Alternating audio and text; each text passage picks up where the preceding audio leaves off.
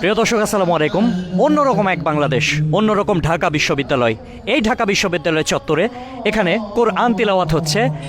এই জায়গাটাতে ঠিক গত রমজানে কোরআন তিলাওয়াত করার জন্য কিছু শিক্ষার্থীকে শোকজ করা হয়েছিল। আজকে মহান আল্লাহ তাআলা কত বড় শুকরিয়া, আমরা দেখতে পাচ্ছি উন্মুক্তভাবে পুরো জায়গাটা, এই জায়গাটাতে আল্লাহ তাআলা কোরআন তিলাওয়াতের ব্যবস্থা করে দিয়েছেন। আলহামদুলিল্লাহ, কোরআনের পাখিরা কোরআন তিলাওয়াত করছেন, সুরে সুরে মুখরিত হচ্ছে। হাজার হাজার মানুষ এখানে এসে কোরআন তিলাওয়াত শুনছে। এমন একটা বাংলাদেশ আমরা চেয়েছিলাম। এত সুন্দর চমৎকার একটা আয়োজন ঢাকা বিশ্ববিদ্যালয়ে, কোরআন তিলাওয়াতের আয়োজন, সাংস্কৃতিক সন্ধ্যা, ইসলামিক সাংস্কৃতিক সন্ধ্যা। ঢাকা বিশ্ববিদ্যালয়ে এইরকম চিত্র আমি আমার জীবনে কখনো দেখিনি।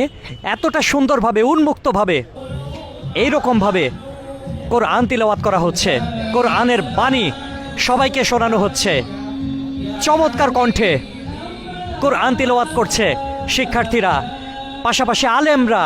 কোরআনের পাখিরা জেগে উঠেছে, তারা তাদের আওয়াজ এখানে দিচ্ছে। পাখির কলকাকলিতে মুখরিত ঢাকা বিশ্ববিদ্যালয় চত্বর। এই জায়গাটা আজকে পবিত্র একটা জায়গায় পরিণত হয়েছে।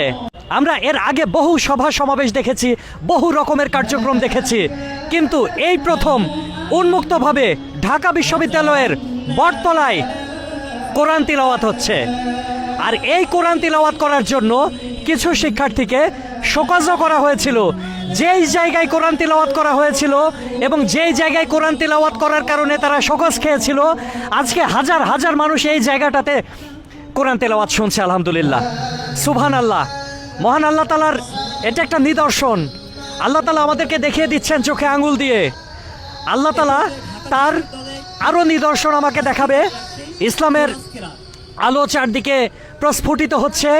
এভাবেই জেগে উঠুক মুসলিম সমাজ, এভাবে জেগে উঠুক সমগ্র বাংলার মানুষ, এভাবে দলমত নির্বিশেষে এক হয়ে হাতে হাত রেখে কাঁধে কাঁধ মিলিয়ে সবাই সম্প্রীতির বাংলাদেশ গড়ি। আসুন আমরা এগিয়ে যাই। আসলেই দেখেন, ঢাকা বিশ্ববিদ্যালয়ে বিভিন্ন নানা পথ মত দলের মানুষ এখানে শিক্ষার্থীরা পড়াশোনা করে।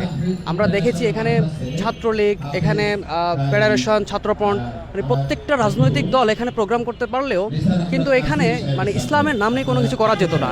ইসলামোফোবিয়া কাজ করতো। এখানে অনেক টিচার ছিল যারা ইসলামোফোবিক ছিল এবং তারা এই যে কোনো মানে আপনারা জানেন যে হচ্ছে এখানে ঢাকা বিশ্ববিদ্যালয় সলিমুল্লাহ হল, এফরমান হলে আজান দেওয়া পর্যন্ত কিন্তু নিষিদ্ধ ছিল। তো কী কারণে নিষিদ্ধ ছিল এটা আমরা জানি না, কিন্তু এখন দেওয়া হচ্ছে। এই যে ফ্যাসিস্ট হাসিনা সব জায়গায় ইসলামকে যে দমিয়ে রাখার একটা চেষ্টা করেছিল, সেই জায়গাতে এখন আমরা সেটা উত্তরণ করতে পেরেছি। এবং আপনি দেখতে পাচ্ছেন এখানে আমরা স্বতঃস্ফূর্তভাবে ছাত্রদের, সকল সাধারণ ছাত্রদের অংশগ্রহণে আমরা এখানে কোরআন তেলাওয়াত ও সাংস্কৃতিক সন্ধ্যার আয়োজন করতে সক্ষম হয়েছি। এই ব্যাপারটাকে অ্যাকচুয়ালি পজিটিভলি দেখতেছি, কেননা এই তো বিগত কয়েক মাস আগে রমজানে ঠিক এই জায়গাটাই হচ্ছে কোরআন মাহফিল হয়েছিল এবং আমার ডিপার্টমেন্ট আরবি বিভাগের চেয়ারম্যানকে শোকজ করা হয়েছিল যে কোরআন তেলাওয়াত কেন হয়েছে। তো সময় পরিবর্তন হয়েছে এবং আপনারা দেখতে পারতেছেন যে অনেক বড় একটা ভিড় হয়েছে। মানে এই যে একটা পজিটিভ চেঞ্জ। আবার যদি আপনি খোঁজ দিয়ে দেখেন যে এই ক্যাম্পাসে কোথাও এক জায়গায় কনসার্ট হয়েছে, গান হয়েছে, এখানে কোরআন তেলাওয়াত হইতেছে, এই যে একসাথে থাকা, সহ অবস্থান যেটা আমরা এখন দেখতেছি, এটা অ্যাকচুয়ালি আমাদের জন্য খুবই গুরুত্বপূর্ণ এবং ফিউচারে খুব পজিটিভ একটা ইম্প্যাক্ট ফেলবে। একটি বিশ্ববিদ্যালয় মুক্ত এলাকায় আমরা এর আগেও দেখেছি যে আমাদের কোনো ধার্মীয় অনুষ্ঠান গত রমজানেও কিন্তু করতে দেওয়া হয়েছিল না, কিন্তু এই যে স্বৈরাচারী সরকারের পতনের পরে মুক্ত একটা ক্যাম্পাসে যে আমরা সব ধর্মমত চর্চা করতে পারছি, এটা কিন্তু অত্যন্ত আনন্দের। গতদিনে একটি অনুষ্ঠান হয়েছে এবং আজকেও হচ্ছে এবং এখানে কনসার্টও হয়, আমরা সেগুলোতেও অংশগ্রহণ করি। কিন্তু এই যে কোরআন তিলাওয়াতের অনুষ্ঠান যে এতদিন হইতো না কিন্তু এখন হচ্ছে, এটা আমরা সত্যি আনন্দিত লাগছে। আমরা চাই এরকম অনুষ্ঠান আরও হোক। সকল আমরা সংস্কৃতিকে চর্চা করব এবং একই সাথে ধর্মটাকেও চর্চা করব, এটা আমাদের প্রত্যাশা থাকবে।